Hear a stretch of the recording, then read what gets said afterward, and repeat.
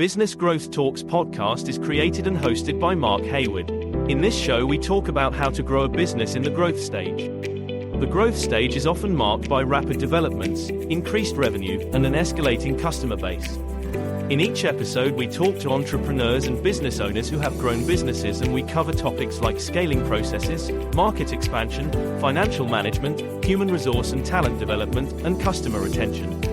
If you are looking for actionable advice, tips, and techniques on how to grow, run and build your business, this is the podcast for you. Today we have Brian Will, who is a serial entrepreneur, two-time author, podcaster, and business coach. Brian has co-founded 7 companies in 4 different industries, which include restaurants, property, business mastermind, and coachings. Brian has 2 books, which are called The Dropout Millionaire and Know the State of Sales and Negotiations. These books are lessons that help entrepreneurs succeed in business, sales, and negotiations. His coaching business helps his clients develop a personalized business plan to reach your goals. He is a successful podcaster with The Dropout Multimillionaire. Brian's message is that his background should not limit you. Is hard work, learning from mistakes, and embracing the power of mentorship. Brian is based in Atlanta, and if you are enjoying this content, please do subscribe to the show on all podcast apps, and also you can find out more at www.businessgrowthtalks.com. Thank you very much, Brian, for joining me. How are you today? Mark, how you doing? I'm good. I'm excited to be on the show today. This is going to be fun. Thank you so much. I'm sure we'll have a lot of fun talking about how you've grown your businesses and how you've been able to build them and been able to do them. 7 different companies in 4 different industries. And it's one of the fascinating things about serial entrepreneurs, that they use the skills that they've got, that they've learned from previous businesses, and they can implement them in other industries. So we're going to go into the different industries that you have worked in and have businesses in. So I'm really excited for this. The show used to be called Absolute Business Mindset. What does a business mindset mean to you? You know, Mark, a business mindset is also a skill set. And unfortunately, for most young entrepreneurs or new entrepreneurs, it's not something they have when they get started. And when I say it's a skill set, a business mindset is a way of thinking. And it's a way of thinking specifically to growing a successful business. And if you don't have the experience in building a successful business, then you don't yet have the mindset you need to make the proper decisions to accelerate your business at the level that it could. This is why we talk about coaching. We'll talk about later. It's bringing somebody in who has that experience, has that mindset, and can tell you where you're going to make mistakes and help you avoid them. Business mindset's a skill set. That's really interesting. That's an unusual question, because people often go into the mindset of having a sort of growth mindset or an open mindset. But there's going to be listeners and watchers that are going to be either wanting to start a business or have started a business, and they're just establishing themselves. We'll go into the coaching side of it, but how do you target what an entrepreneur needs when you're looking to them and talking to them about their mindset? Entrepreneurs need to have many different skill sets, but also businesses themselves need to have skill sets, right? So when we talk about a business, we talk about the different personalities or the different skill sets within the business itself. Right? A business has to have an entrepreneur who can think at 30,000 feet and have visions and figure out where they're going to go. A business also needs to have a manager who's very detail oriented and can figure out when the insurance is due and how the employees get paid. Those are different skill sets. It also has to have a salesperson, the person that lives on the edge and they live and die by what they hunt and kill. And it also has to have a technician who does the actual work. Those are different skill sets, and you can't be all of those all the time. So when we talk about skill sets for an entrepreneur, I always tell them the first question they need to ask themselves is, who are they? Are they a technician starting a business? If they are, they probably need to bring in a manager or a CEO. Are they a salesperson who used to sell a product? They probably need to bring in a manager. If you're an entrepreneur, you definitely need to bring in a manager and a technician. So who you are in the business is the first question we ask. And then when we find out who you are, then we can start drilling into the skill sets that you need to be the best you can be. And then we backfill all the areas where you're weak with stronger people, and that's how we build and grow a business. So it seems to be inspired by The E-Myth by Michael Gerber. That's a very You got much, it. yeah, it's a You great got it. book. It's an absolutely inspiring book. So anyone that's One of my listening, The favorite. E-Myth, yeah, absolutely. And he talks about those three layers that you need to be or need to be able to be. And yeah, no, great book. I'm glad. Two books that are really coming up a lot in as entrepreneurs and business owners on my show, which I'm like really prioritize: The E-Myth and Profit First. I can't remember the Hmm. author. Both really good books for building businesses. Thank you for sharing that. I'm Um, going to tell you a secret, Mark. Of go all the for it. books I've written, so if you looked at my bookshelf, there's 200 books up there, right? The books that I've written are really just all the ideas I've pulled off of every other book out there and then put them into my own way of saying and thinking and doing. So that concept I just told you is definitely through the E-Myth, but also woven into my book and how we build Yeah. businesses. Oh, absolutely. And to be honest, there really isn't necessarily anything that really original that people can say when it comes to business and growing businesses. It's already there, and that's the fascination that I have for authors, and they just put their different twist on it, which makes it very individual to the author. 100% agree, and you can see some of the books behind me are business books. Yeah, I 100% agree that as a method to not just write books but actually grow businesses as well. Tell me one thing about one thing in your upbringing which reflects on who you are today. Actually, I have a third book. It's the first one I wrote, and it's about my upbringing, my childhood, and overcoming trauma. I came from a rough childhood, failed out of high school, got kicked out of the house, started life with a chip on my shoulder, didn't have any place to go, joined the military, got off active duty, couldn't hold a job, so I started my own business. So, really, my genesis into the business world and building businesses came from the fact that I had basically no education, no discernible skills, and had to figure out how to survive. I knew I wanted to succeed. I wanted that so badly I could taste it, but had no idea how to do it. So I went into my own business and I failed and failed for years and years, but I learned from every single failure. And that learning process, by the way, a lot of entrepreneurs don't learn from their failures, and that's why they don't ever succeed. But I learned from those failures, and in the process of learning, grew into a person who does what I do today. And we'll talk about the books in a minute, but just I want, as you mentioned, and I saw on the research that you had a military background.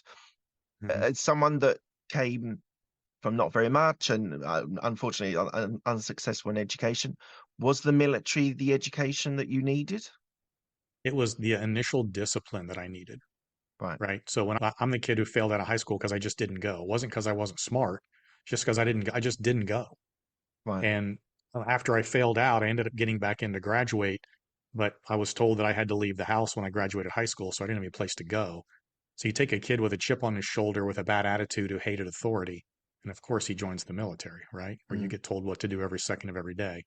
But it was that discipline that allowed me to start putting in check some of the issues that I had with listening and with authority that helped me later on in life.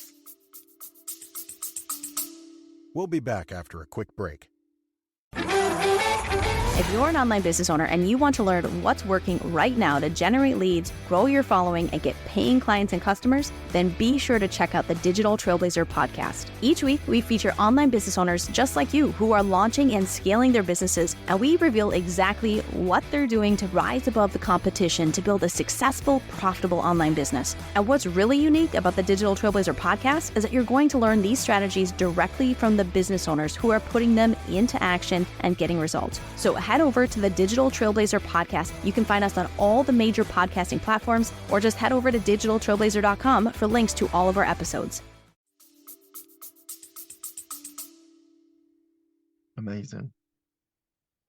A lot of the people that come on my show either start from sales backgrounds or military backgrounds because they both need a sort of very good skill set for business. Like obviously sales is important because you get knocked down, you have to stand back up and make another phone call, go to the Mm-hmm. next meeting. Where military, I've heard this a lot, the discipline that they can then implement in their lives once they've finished in the military always puts them in good stead for the rest of their lives because it's interesting you say about authority as well, that idea of not wanting to subscribe to authority. As an entrepreneur and as business owner, you're really looking to buck the trend, aren't you? You don't want the 9 to 5 job, you don't want the corporate job, you don't want the career, you want to do something your own way. Was there Mm-hmm. when you came out of the military, was there a sort of like kick back on the authority that you had there to be able just to do your own thing and be able to have that freedom that you wanted? I'll tell you two things. Number one, the military, one of the most important things it does is it teaches you that in the face of adversity, you have no choice but to go on, right? Right. You got to get up every morning at 4 o'clock. I don't want to do it. You don't have a choice. You do it. I don't Mm. want to go run. You don't have a choice. You do it. No matter what the circumstance is, you don't have a choice. You have to push through and go do it because that's what you do and that's who you are. That's the Yeah. same in business. When you're in Mm. business, Mm. when when it hits the fan and things are falling apart, you have no choice but to move on. And I think that's where a lot of military people bring that skill set in of, what do you mean you Right. quit? I don't understand what that means. You don't have the choice of quitting. You just move on. So Yeah. I think that's the importance of the military, similar to sales, right? You get to know you got to go out and do it again and do it again. Yeah. Same skill set.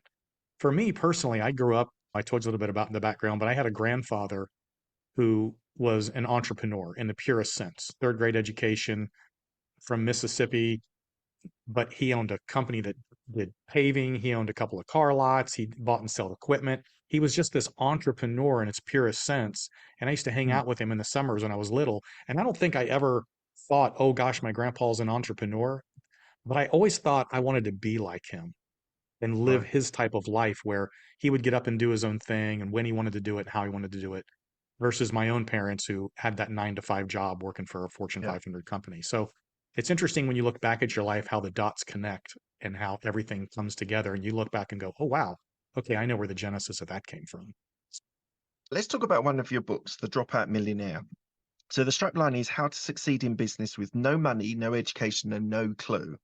So we've talked about the no money and the no education. I want to target that sort of no clue. So when you were writing that book and reflecting on what had happened to you previously, how did you get from having no clue to be able to run 7 businesses in 4 different industries? You fail a lot. And as I said earlier, when you fail, you learn. So everything you go through, and we did this in the military again, we do post failure analysis or post success analysis. This is what Right. went wrong. Now, if I can figure out how to never do that again, Mm. then I get to move forward. And by the way, I failed again. And if I can figure out how not to ever do that again, I can move forward. So if we learn from every failure, you will eventually eliminate most of the things you're going to fail at, and you will figure out how to succeed. That's if I have a superpower, it's learning from failure. And I ask people this question to put it in perspective. I would say, hey, Mark, do you know anybody who, like, everything they touch seems to turn to gold? It's, wow, he did it. He did that work. That's because they have learned how to succeed. And I bet other people, when you go, good Lord, that person can't succeed to save their life. And that's because that person never learned from the failures. I know business people who fail over and over and over because they don't learn. And in fact, it brings me back to that old cliche that you have to fail to succeed. And I cringe when I hear that because that is not true. Failure leads to failure. Learning from failure is what leads to success. And the people who will fail and learn will keep going up, up. They'll succeed more and more. And again, depends on where you start. I always call it the 100 steps to success. I started at 0. I had to learn 100 things to get where I wanted to go. Some people get to start at 50. Some people start at 90. They had the best parents, they had money, they had education, some people start at -10. Wherever you start, you are going to have to go through all those lessons to get where you want to go. But it's a product of fail, learn, fail, learn, fail, learn, fail, learn, and succeed. It took me 20 years of being broke and chasing money and just life sucked until we finally got it to the point where it worked. And then once it worked, you take those same success principles and you apply them over and over and over.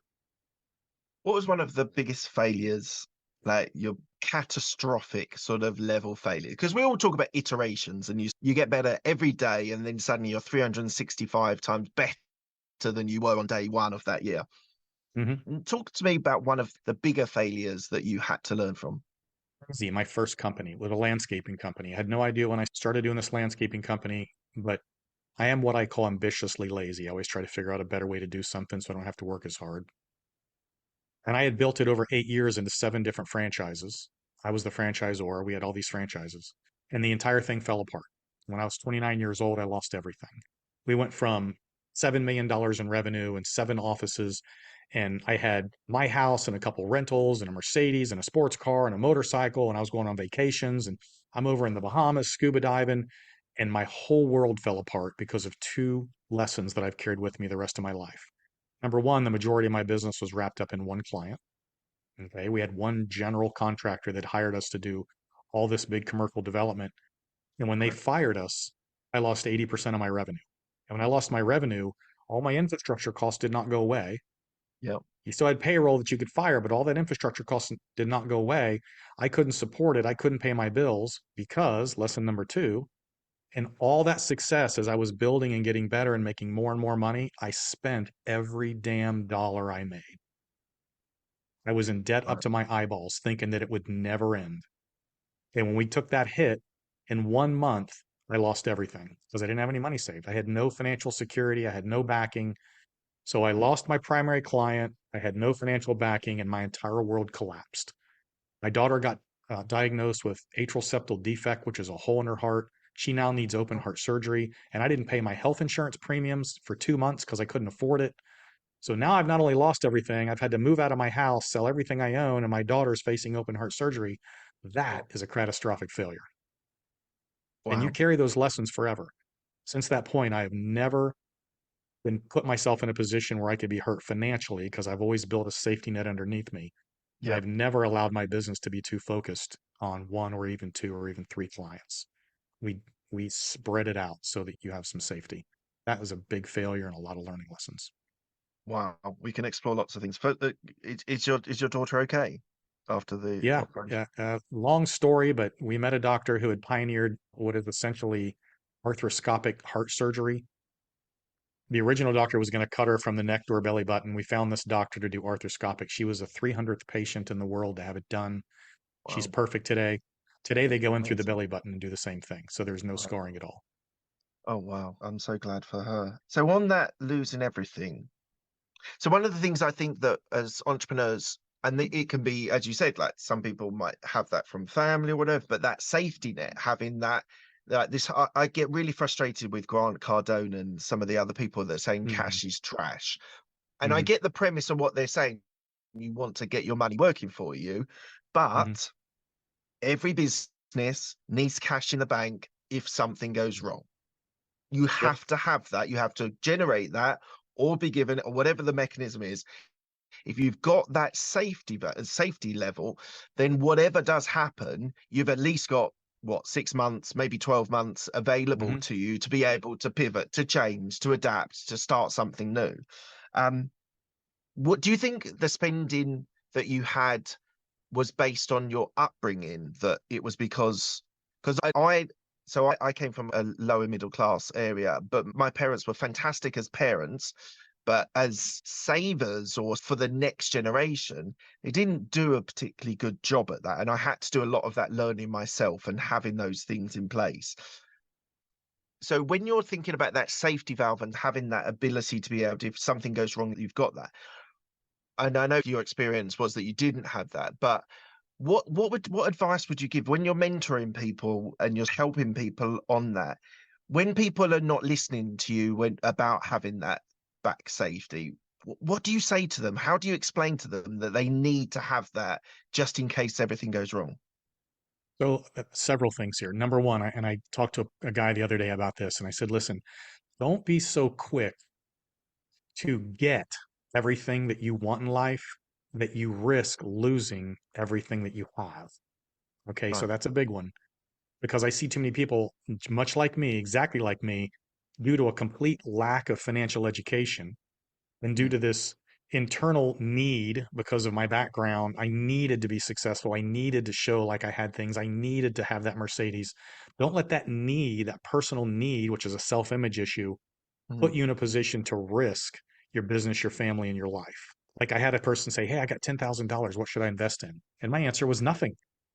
At $10,000, if that's all you got, stick that in the bank. That's your safety net, right? Mm. If you're Mm. risking the only $10,000 you got, you're an idiot. And I Mm. agree with you on Grant Card. There's a balance between Grant Cardone and Dave Ramsey. I Yeah. think Dave's Yeah. too conservative and Grant is too crazy, right? Yes. Yes. There's a balance. 100%. So, and if you got 50,000, okay, let's put that money aside, which saves us or gives us the ability to get out of trouble if we get in trouble.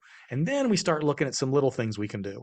So this is, we talk about investments, we talk about your investment should correlate with your income level. But as a person building a business, there's two things you need to remember. Number one, don't raise your lifestyle as your income goes up. Right. Because if your goal is really to build a monster company, you need to be investing your excess cash into building out your infrastructure so that you can accelerate at a higher level. That's a Yep. big one. This is the delegation process of hiring the other personalities. And number two, always be prepared for something bad to happen that could take Mm, you out of the game. And by the way, what happened in 2020? COVID. mm, And you know how mm. many people got taken out of the game because they were running a poor financial business? They had Yep. no assets to back them up. They weren't prepared for a blip in the road. They were living on every dime they've got. COVID washed out the weak Yep. and left the medium to strong standing. So that's such a recent event. It's very relatable to people is remember COVID and don't kid yourself into thinking that can't happen again.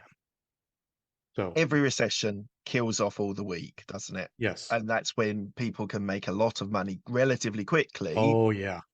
Big because time. they've got everything in place to be able to make that investment.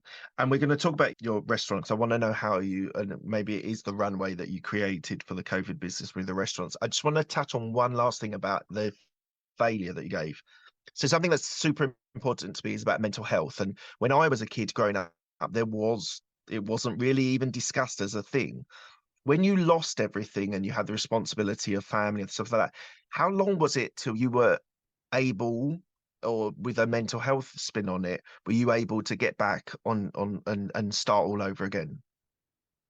Mark, I didn't have a choice. Remember back to the military? I had a wife Right. and a baby at home. Yeah, I was mad, angry, depressed, but I also had a wife and a child. So Right. you have no choice. We lost it. I like to say I went back to me, a truck, and a shovel. Mm. And I went back into me, just my little self landscaping from having this big business and started over because I didn't have a choice. I don't understand people who quit. And maybe that's the military part of me is you don't have that option, but you don't quit. You pick yourself, okay, cry for a day and then pick yourself up and go back to work. Go back to work mad, go back to work compressed, depressed, but go back to work. Mm. And then you start trying to figure it out again. And let me tell you, within 6 months of that, I got out of the landscaping business and started an insurance agency, which I knew nothing about, absolutely nothing. And 18 months later, I sold that to a venture capital firm and was a millionaire. So Right. you just have no idea what's going to happen in your life. And again, if you can go back and look at your life and connect those dots, Mm. if the landscaping company hadn't failed, I would Mm. have never got into the insurance business, which means Right. I'd have never done my first venture capital deal or the second venture capital deal or the private equity deal or became a consultant to Fortune 500 companies. I wouldn't have what I have today. Yep. That failure had to happen for me to move on to the next step. So I have people in my company, something bad will happen and they say, aren't you upset? I'm like, no. First of all, it's not big enough that it's going to hurt me. And second, I'm telling you every bad thing that's ever happened in my life led to something better. Mm. Not Mm. automatically, but because I'm always pushing forward and looking for that better thing to come out of whatever just fell apart on me. And that's a mindset, by the way. Absolutely. So let's talk about your business mentoring. So you currently you're working with clients one to one, which is great. What's your sort of ideal client? Who are the people that you're looking to help? Yeah, so it's one-on-one, and it's also I do a lot of sales organizational training. Like Right. I'm doing one for the largest insurance company in the world right now, with as a group sales training piece. I'm doing another one of those for a company out in Oregon. Right. But it's sales training, but also the sales management piece. So as I like to say, sales runs every organization. I don't care what it is you sell, somebody has to sell it. And going behind the scenes and building a better sales process, a better sales management process, and a better sales tracking process Yep. will accelerate a company far more than almost anything else you can do. As I like to say, if you look at a company with uh, 10 people, 10 executives and 10 salespeople, if I get rid of the executives, that company still has revenue because the salespeople are selling. If I get rid of the salespeople, you got 10 executives sucking revenue out of the company or profit. There's Yep. nothing left. You got no Yep. company. So Yep. you got to have that sales piece. But behind that sales piece is the management, the process, and everything else that goes in that to make that thing work well. So I do both individual coaching as well as small group and then organizational sales coaching. Right. Let's just target for now the one-to-one training. We'll talk about the sales. I think it's an interesting point. sales is, as you say, the lifeblood of any business. It's got to be Mhm. effective. But if you're looking to work with on one-to-one, are you looking for small to medium-sized business owners that are ambitious, or what's the Yep. sort of criteria that you look when you're looking for clients? So we target 2 to 10 million in revenue, and we target that. And we do what's called a three-track coaching program. One is what we call, this is a weird one, I call it time travel. Okay. It's actually historical P&L analysis Okay. using pattern recognition to predict the future of your business. So I can take a P&L, and basically, if you give me 24 months of P&Ls, I can predict what's going to happen in the next 12. Right. The second track we do is what we call reverse engineering goal setting. And this applies to overall corporate goals, and it applies to each department within an organization as well. Or if it's an individual, as I like to say, if you're a solopreneur or you own a small business and you want to take your business from, say, 1 to 10 million, which is a client I just picked up, how are we going to do that? And so we build a reverse engineer, a pro forma at 10 million revenue, and then back it all the way down to today. And we build out training programs and metrics and markers where we have to achieve, et cetera, et cetera. And then the third one is the sales piece. So I'm very tactical in what I do. I'm not here to give you a raw session. In fact, I'm not what I call a relational coach. I'm extremely tactical in what I do. And when we work together, you're going to have specific things that you have to accomplish in order to move your business forward. So at the start, you work out the goals that they want to achieve. What would happen if someone said, I'm currently on revenue 1 million and I want it to be 100 million? Is it the same technique that you use? You just you start at a bigger number? It is the same technique, but I would tell you right out of the gate that you're being unrealistic right now. Okay. And here's why. If you're at 1 million and you want to do $100 million in revenue, that's great. It's a big goal. And I hear coaches all the time say, you need to have big, scary goals that you can't even imagine. You have no idea. If you have no idea how you're going to do it, how the hell are you going to do it? Mm. This seems obvious to say, right? So it's 1 to 100 million is so big, it's so insurmountable, and it sets a process in place of you failing so many times for so long. To me, it's a stupid goal. I would rather you tell me, yeah, I want to do 100 million someday, but right now I want to get from 1 million to 5 million, and I'm going to do that in the next 2 years. Because I can build you a reverse pro forma to get you to 5. When we get to 5, we'll go 5 to 10, and then maybe we can start talking about the big stuff. But you can't just come out of the gate with something that is so unrealistic that there's no way you're ever going to be able to build it. It's like And writing why a do you? book. When people say, how do I write a book? I say, don't write a book. It's too hard to write a book. Yeah. Write a chapter. Mm. Put down 10 ideas. Write 10 paragraphs. There's ways to do things that you can be successfully, incrementally successful and make a progression towards the big goal without just coming out of the gate going, I'm going to do 100 million. Yeah, good for you. So why do you talk about revenue and not profitability? Revenue can fix almost anything. So if I go into a company and they say, I need you to come in, my company's in trouble. My first question is, what is your revenue? And if you don't have enough revenue, there's nothing I can help you with. Let's look at a restaurant, for instance. I can tell you that most restaurants under $1 million in revenue are failing and you can't fix it. If you have a restaurant that's 3 million in revenue, I can fix that. I can take that 3 million revenue restaurant and I can build you all the metrics inside of it and make you extremely profitable. And this gets into what we called fixed OPEX and your fixed expenses versus overall revenue. You have to have revenue first, then we can fix the problem. Working out profitability, back to my restaurant example, if you're doing $300,000 in your revenue in your restaurant, you ain't going to be profitable. You forget it. Profit's not even what it's an irrelevant metric right now. You have to have enough revenue that we can build profit inside of it, if that makes sense. Yeah. Anybody can No, do business at a loss. We got to have enough revenue that we can figure out how to make a profit. That's interesting. That's very, very interesting. So let's talk about the restaurant. So you do have a number of restaurants, 2 brands, is that right, that you've built? Yeah, we're down to one primary brand now, and then I've got an offshoot restaurant that I bought. It's been around for 40 years. And you've been doing that for 15 years. 13, I think. I think I bought my 13. first one in 2010. Yeah. My first restaurant, it failed. So I bought 4 more because that's what you do. You quadruple down on your failure. And I And sold the one that failed. moved on. That's brilliant. That's really, it's like property as well. If something fails in property, well, just buy more. You did Yes, buy something more. wrong, get it right next time. I love that. I love that idea. So the reason why you survived through COVID, is that because you had a runway, or was it how do restaurants survive? Because so many of them locally to me in London, the local ones really struggled. And if they didn't have that runway, they had to shut down. And unfortunately, even larger companies that had multiple the restaurants had to shut down a number of them because the COVID revenue was so difficult, and pubs as well have struggled as well. How did you get through that? We had 7 locations open when COVID hit. Fortunately, we are a debt-free company. That makes a big difference.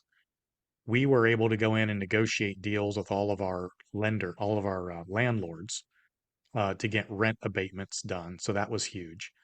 Unfortunately, I had to lay 150 people off in one day, and that sucked. Yeah. I kept 2 people on payroll. We had some money in the bank, which helped us. I will kid you not, though, the PPP loans our government did bailed us out, put us back on track pretty quickly. We were shut down for about 6 weeks.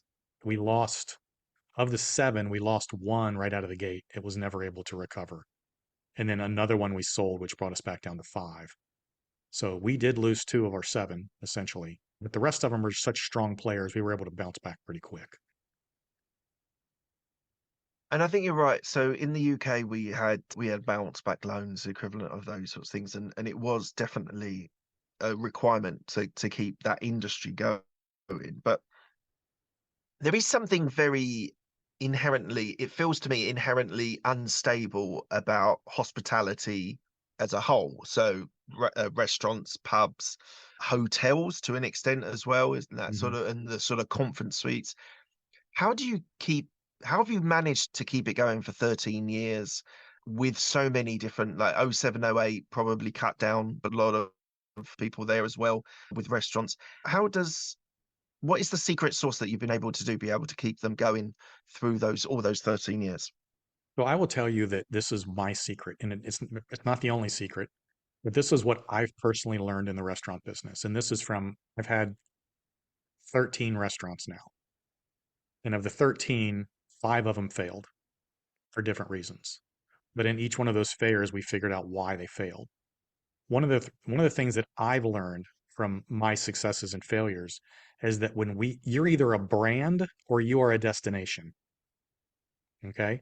So you're a brand, you may be a franchise brand or a famous chef, or you've got a brand that's been around. Like one of my restaurants has been there for 35 years. It is a brand unto itself. Yeah. Or you're a destination. For instance, I have a place on Clearwater Beach. It's on the beach.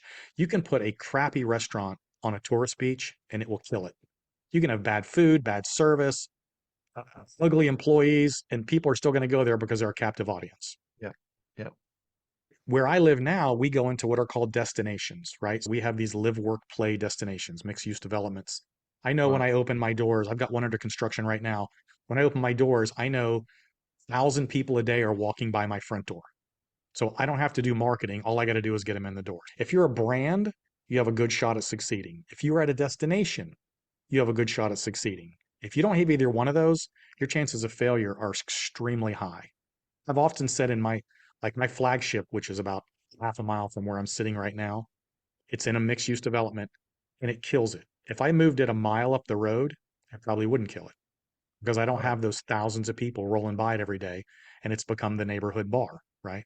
So restaurants are tough. They have a 60% failure rate in year one. That's the highest failure rate of any industry. Yeah. And I think it's a lot of time because people that open restaurants think, I'm a chef. And they're not a business owner, by the way. Yeah. Or I want to open a restaurant and they don't understand what it takes to get people in that restaurant and keep them. So this is a big mistake. They open a second generation restaurant space. Let me tell you something. If a restaurant's failed twice in that space, when you open a restaurant in that space, it's going to fail. There's a Right. reason. And everybody thinks that's a failure restaurant, even though you might be different. We focus on new restaurants in destination spaces, and they have done really well because of that. And are you looking to expand your brand in restaurants or your destinations to more destinations? If we can find a destination space, like I have one in another town about 20 miles from here, which has a huge downtown. Everybody flocks into downtown. It's like a crazy zoo. And they're trying to get me to open one there right now. So we're looking at the numbers, trying to figure out if we can make the numbers work, I'll open another one there. We can open as many as we want as long as it's the right location. I won't open them just because. Yeah. It doesn't work. Okay, you wear multiple hats, and we're going to cover another area where you're helping public companies and you're advising them on how to build those businesses. So what was the inspiration of this side? Was this that people were asking you, could you help us with this? Or was this a definite targeted audience that you were looking to get your business into? No, it's a funny story for the consulting side. I'd sold my third company. It was a huge one. That was an $80 million exit, right? Between the 5 partners. And we were sitting in the office a couple weeks later, and an insurance carrier that we had done work for called me. And the woman that ran the sales, she was a CSO for this $1 billion company. She called me and she said, "Hey, Brian, we've got this division over in Minneapolis that is losing about $1 million a month. Do you think you could come and tell us what's wrong with it?" And I'm like, "Sure. Yeah, I could do that." She goes, how much are you going to charge me? And I had no clue. Like, I'd just been a business guy, just building my businesses, and we had sold a couple businesses. And I said, "Gosh, I'm not really sure." She said, "I need you for 4 days. How about $100,000? And I see your eyes, this big eyes just went up. That's exactly what I did. I was like, "What?" And I was like, "Yeah, that sounds about right. That's about right. I could do that." Nice. And I hung up the phone. I walked into my partner's office and I said, "You're not going to believe this, but this company just offered me $100,000 for 4 days." He goes, "You're an expert now." I'm like, "Holy crap." And so I went and did that and ended up making damn near $1 million over the next year consulting for these people. But we took a division losing $1 million a month and took it to profitability within 12 months. So to them, that was a no-brainer. That was easy. Then the next company called, "We heard you did this." And then the next one called, "We heard you did this." And it just snowballed from there, doing all this corporate consulting. And then I got out of it because I wanted to quit. Tried to quit twice, but if you're an entrepreneur, you know how your brain never stops? Yeah. That's me. I'm the guy that no matter where I go, I could walk into a clothing store and I look around going, "Yeah, I could run a clothing store. Yeah, I could do this. Maybe I should buy a clothing store." And then I'm like, "What am I thinking? I don't want a clothing store." But that's just the way my brain works. I have an empty office space in my building right now. And I keep thinking, what business can I start and put in this empty office? And then I'm like, what am I thinking? I don't want another business in this office. So uh, I quit for a while, and then people kept asking me to do consulting. And so I started working with friends. And I got to thinking, I've done a lot of things in 35 years with private equity and venture capital and buying and selling and training. And I'd really like to bring that down to the entrepreneur level instead of working for these big companies, because I love working with somebody and watching their eyes light up when something works. Like, holy crap, that worked. Or my sales just went up, or I just turned around my P&Ls, or that to me is really cool. So that's why I launched this coaching consulting business for entrepreneurs about 6 months ago, and I've really enjoyed it. What's your view on coaches? So I get mentors. I had a mentor. I still stay in contact with him and touch base and check in with parts of my business just to get his view on things. But he was very much a mentor. He'd already done it. He'd run 2 businesses, sold 2 businesses, he's on to a 3rd business. So I had a lot of confidence of his experience, his knowledge to be able to help me. What's your view on coaches which have never run a business before, but they have a multitude of different skill sets and knowledge of that they've been trained on? What's your views on coaches rather than mentors? So I say there are 3 types of coaches. Okay. There is relational, there is tactical, and there's technical. Okay. Relational coaches I call relational coaches your mentor. He's a person that's going to come in, he's going to talk to you, he's figuring out what's going on with you and your organization and your employees. And that's a relational type of coach. There are technical coaches. And I'll give you an example. I met a guy, I was at a mastermind up in Nashville for a couple of days, and I met a guy, and his mother he has run multiple Montessori schools over in London, actually. Yep. And after running multiple Montessori schools, he became a Montessori school coach for new Montessori owners. That is a technical coach. That is someone who knows Montessori, and they're going to teach you as a Montessori franchisee how to run your Montessori school. That is a technical coach, and that is a specific skill set. So there are people that maybe haven't run a business, but maybe she was a CEO of Montessori or whatever. He can be Mm. a very good technical coach for you. And then there are tactical, and this is organizational tactical, and that's what I do.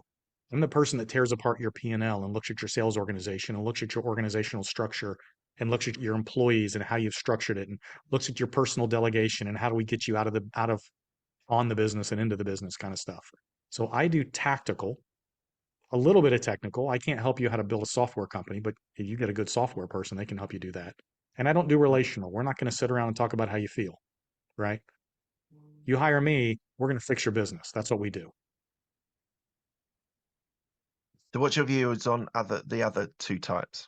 Like Absolutely necessary if relationship, that's what you need. Yeah, if that's what you need. relationship coaches. Like, I belong to a mastermind, which I consider to be a relational mastermind.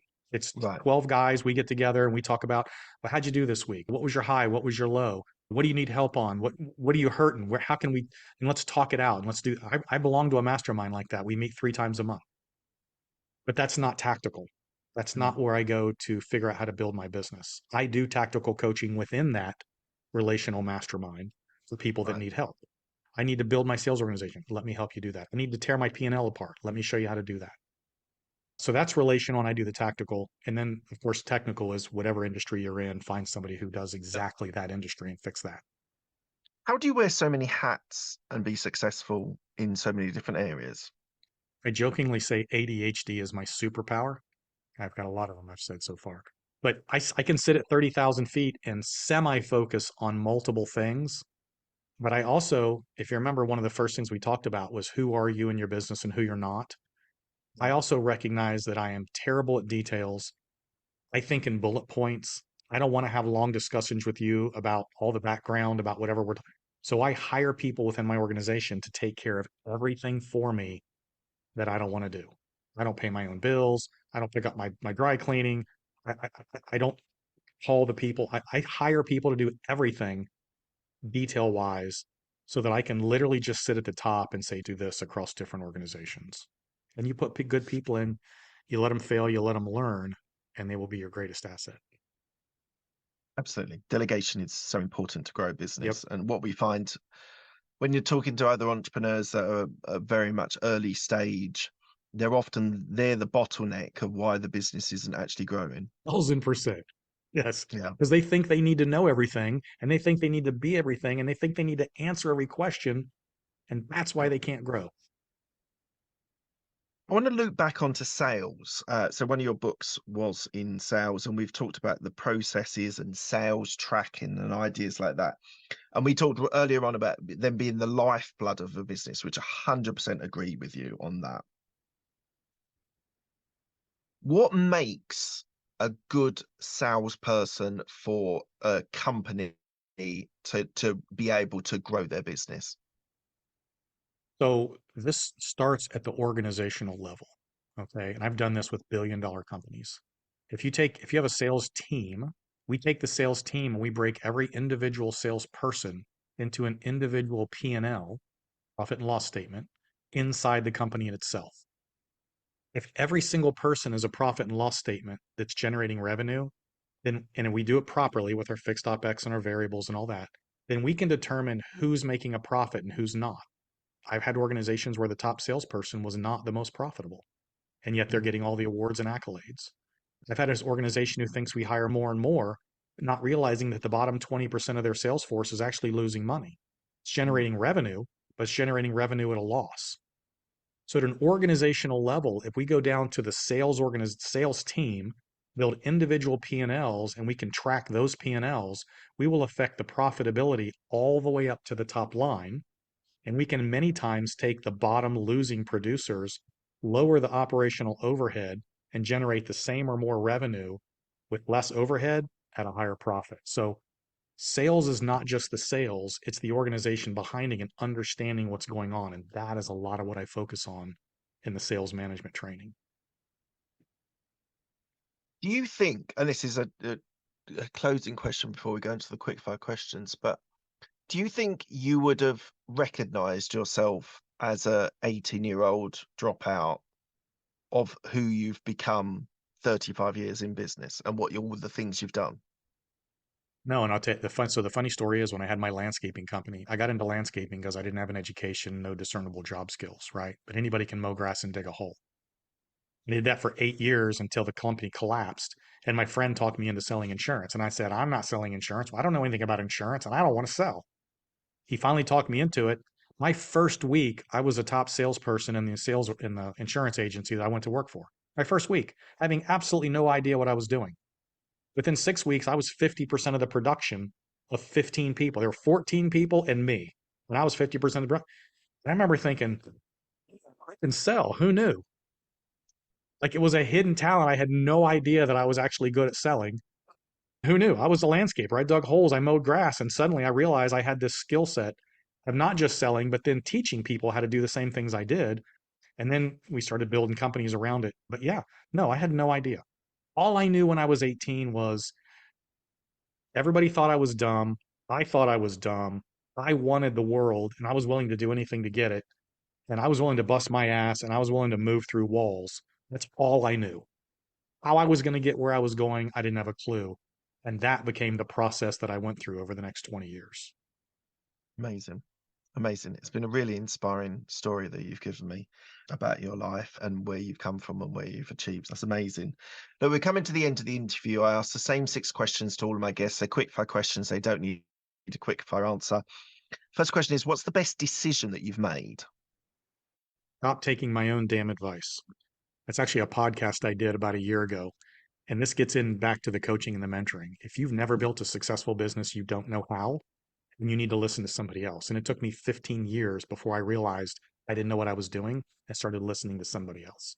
My worst decision was listening to me. My best decision was when I finally broke down and said, okay, you know what? I haven't succeeded. Tell me what to do.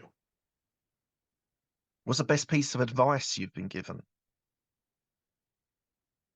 Best piece of advice I've been given. This comes back to, I don't know if you think about American baseball, but it was one of my landscaping days, and I was doing some landscaping on he was a third baseman for the Braves. His name was Terry Pendleton, and he had just moved into Atlanta.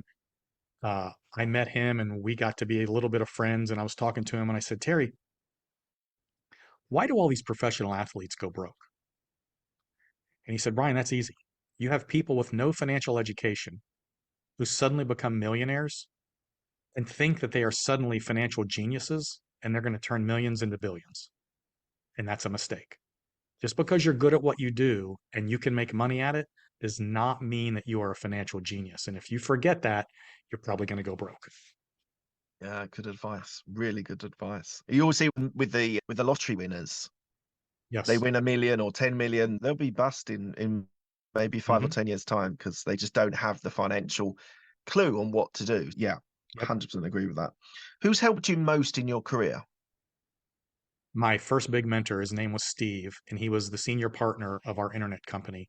And he's the reason why I have what I have today. He had come in and invested in my business and then gave me equity in the internet company.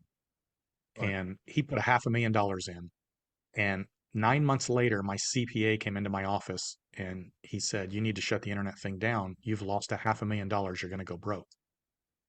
And I said, we've lost $500,000. He goes, yeah, you've made no revenue. You got to shut it down. Steve comes into my office the next day and he says, Brian, we're going to invest another $66,000 to buy more servers.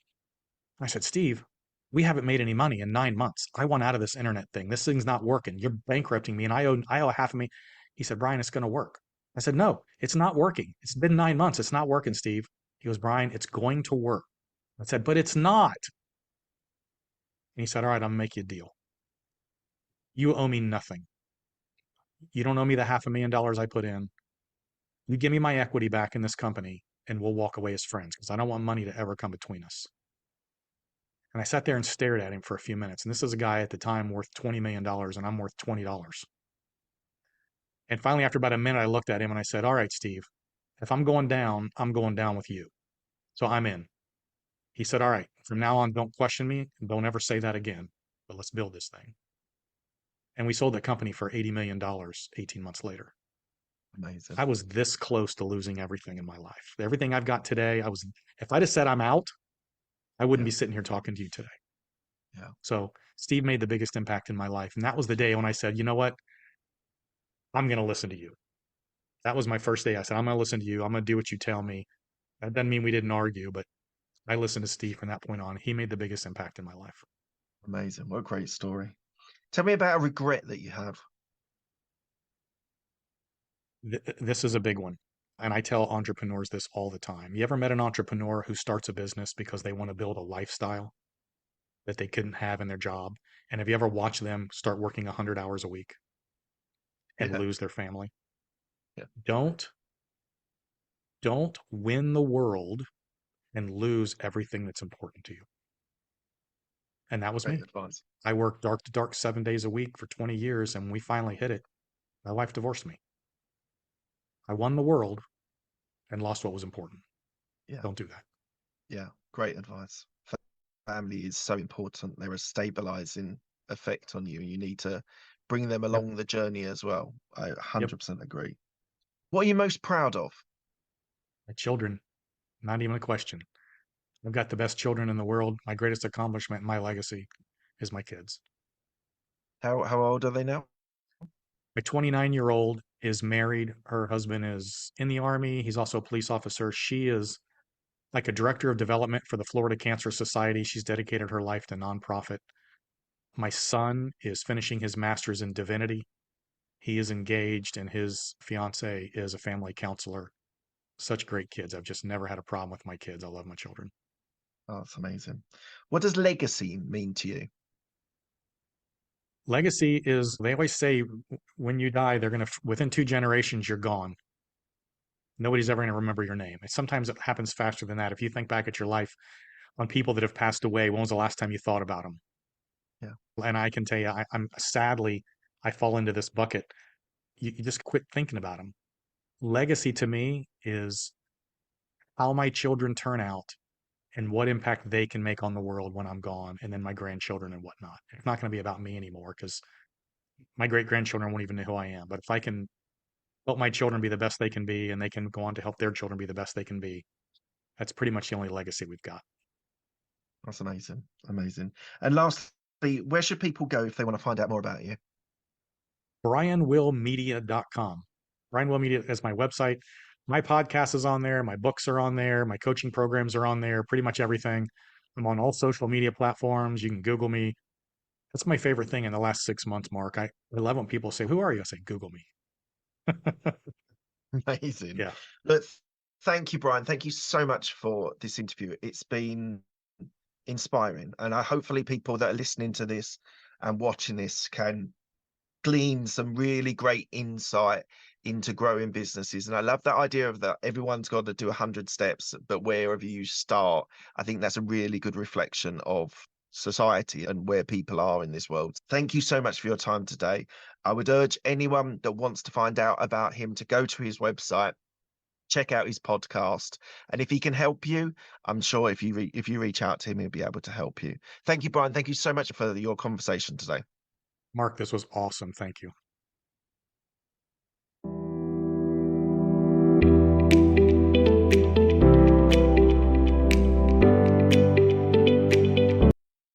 Thank you very much for joining me on the reflection stage. I'm going to be talking about Brian Will. What an interview that was with him. A serial entrepreneur, two-time author, podcaster, and business coach. The interesting thing is the multiple different industries that he's worked in is really fascinating. So restaurants, property, business mastermind, coaching. And that book, The Dropout Millionaire, I think is something that we should all check out and download or buy. I think there's lots of things we can learn to do with the psychology, the sales, negotiating, as well as how to inspire people and do your work, grow businesses with hard work and graft. And that is really important. I love the way in his coaching business that he can get you a personalized business plan, how to boost your business. And he is there to be able to help you. So if you do need any help, please do go to Brian Will website and check out that. But the importance of mentoring and mentorship is really important. And I loved the conversations when it came down to the importance of revenue versus profitability, how sales is so important to business. We talk about this virtually every episode. When you're talking about growing a business, you need to have solid sales, whether it's yourself, whether it's somebody else in your team that can do that. And the whole idea about the restaurants is a really interesting idea. Wouldn't be necessarily my preferred business model, but he's made it work. He's had shrinkage, but he's been able to grow again. He wears so many different hats, and being able to juggle that is really fascinating. I thought that was a great interview. I absolutely loved it. And on to the next one. Thank you for listening to Business Growth Talks. This podcast is released every Monday, so don't miss an episode by subscribing to all podcast platforms, including Apple and Spotify. Have a great day.